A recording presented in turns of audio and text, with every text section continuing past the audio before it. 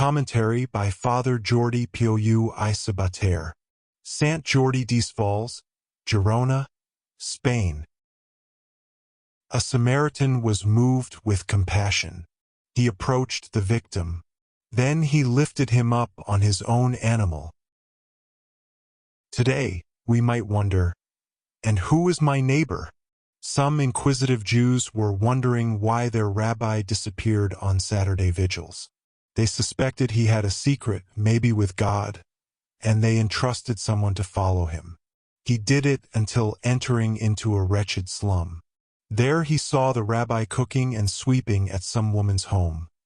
She was a paralytic, and the rabbi was serving her and preparing her some special meal for the festivity. When the spy came back, the Jews asked him, "Where did he go? To heaven, amongst clouds and stars?" But the spy answered, "No, he climbed up much higher.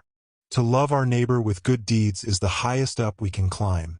It is where true love is made manifest, not just passing by on the other side."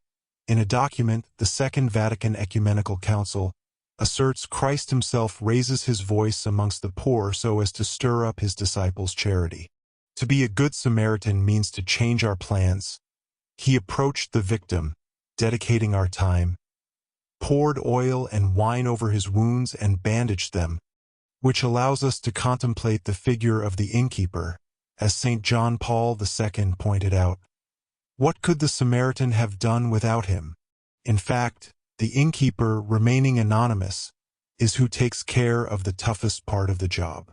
We can all act like him if we fulfill our own task with a spirit of service. Every occupation offers the more or less direct possibility to help the needy. The faithful accomplishment of our own professional duties already implies the practice of our loving all persons as well as our society.